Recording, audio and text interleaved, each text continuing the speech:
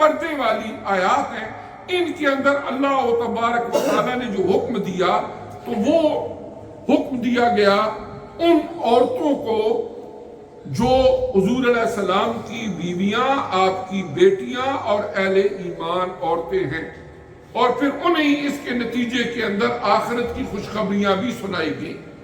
اور اسلام اس کی اصل منشا یہ ہے کہ معاشرے کے اندر فساد نہ پھیلے، برائی اور گندگی نہ پھیلے۔ آپ دیکھیں نا، اسلام کے اندر بڑی اہمیت ایک چیز کی ہے، شاید آپ نے کبھی اندازہ لگایا، جس کو آپ کہتے ہیں نسب۔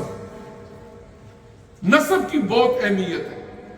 ہمارا وراثت کا جتنا قانون ہے، جب ہم پڑھتے ہیں کتابوں کے اندر، السراجی اور دیگر بہت ساری بکس ہیں جو پڑھائی جاتی ہیں جی کہ وراثت کی تقسیم کیسے ہو، چونکہ وراثت کا قانون ایسا قانون ہے کہ جو بندے کی ڈیتھ کے بعد لاگو ہوتا ہے۔ زندگی میں اس کے پاس اختیار ہے، جس کو جو دیتا ہے، جو کچھ اس میں سے خرچ کرتا ہے۔ جب اس کی ڈیتھ ہو جاتی ہے، اس کے بعد اللہ کے بتائے ہوئے قانون کے مطابق اس کی جائیداد کو تقسیم کیا جاتا ہے۔ اب کیا ہے کہ سب سے پہلے لکھتے ہیں میت لکھ کے اس کے بیٹے کتنے ہیں، اس کی بیٹیاں کتنی ہیں، بیوی ہے، دیگر جو بھی رشتہ دار عزیز ہوتے ہیں۔ یہ رشتے کہاں سے بنتے ہیں؟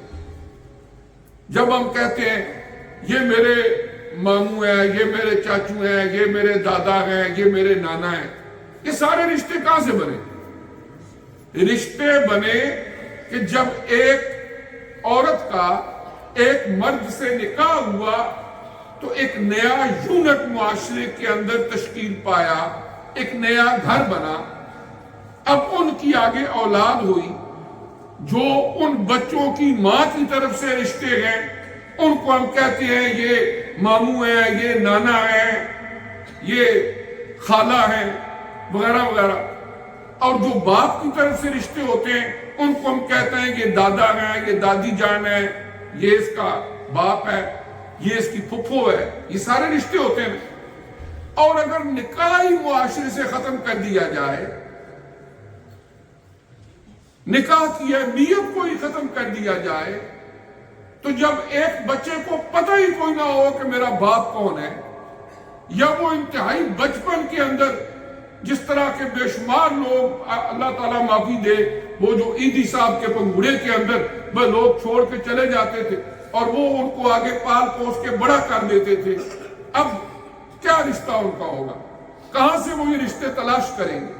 اسلام کے اندر نسب کی بڑی اہمیت ہے، اور نسب کی بنیاد نکاح سے ہے، اور نکاح وہ واحد ذریعہ ہے جو معاشرے کے اندر عفت و عصمت کے معیار کی پاسداری کر سکتا ہے۔ اسلام نے جتنا اس کو آسان بنایا، ہماری سماجی روایات، ٹریڈیشنز، انہوں نے اتنا ہی اس کو مشکل بنا دیا۔ اس کی وجہ یہ ہے کہ بہت سارے لوگ جن کے گھر بچیاں جوان ہوتی ہیں، صرف معاشرے کی فضول خرافات کی وجہ سے وہ اس نکاح کی طرف اپنی بچیوں کو نہیں لے جا سکتے، اس لیے کہ اس کے لیے جہیز دینا پڑے گا، اس کے لیے یہ کرنا پڑے گا، 500-700 بندوں کا کھانا کرنا پڑے گا، اور اس ہر آدمی کے بس میں نہیں ہوتا۔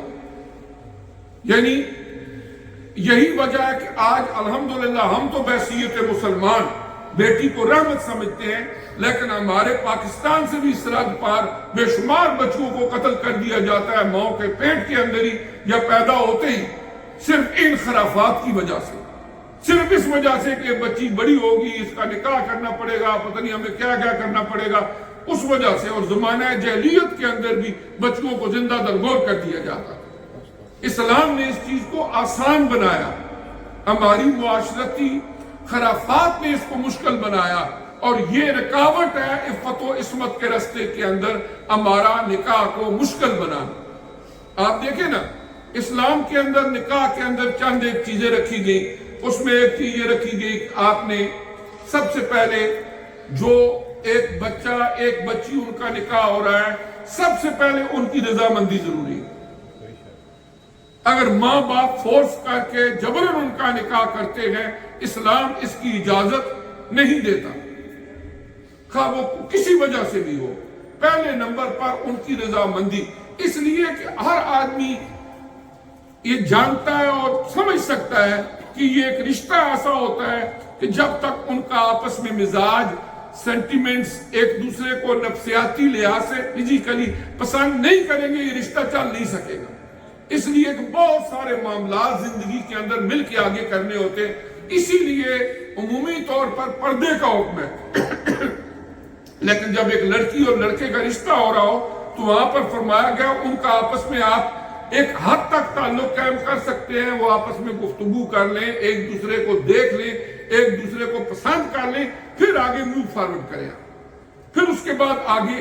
اور ہم اپنے معاشروں کے اندر دیکھتے ہیں کہ بعض اوقات والدین کی طرف سے بھی کچھ ایسی کوتاہیاں ہو جاتی ہے جس کے نتیجے کے اندر وہ رشتے چلتے نہیں ہیں، خاندانوں کے اندر بگاڑ پیدا ہوتے ہیں، سگے بہن بھائی ساری زندگی کے لیے ایک دوسرے سے کٹ آف ہو جاتے ہیں، اور اس میں غلطیاں بچوں کی بھی سم ٹائمز ہوتی ہیں لیکن بعض اوقات والدین کی بھی۔ اس کے لیے یہ ہے کہ نکاح کو آسان بنایا جائے اور اسلامی تعلیمات کے مطابق یہاں پر اس ملک کے اندر بھی فورس میرجز کے قانون بنے ہوئے کہ آپ سختی نہیں کر سکتے، لیکن یہ ایک پہلو ہے۔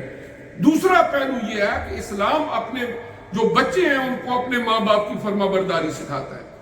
جس ماں نے جس باپ نے انہیں پالا پوسا ان کا ادب و احترام سکھاتا ہے۔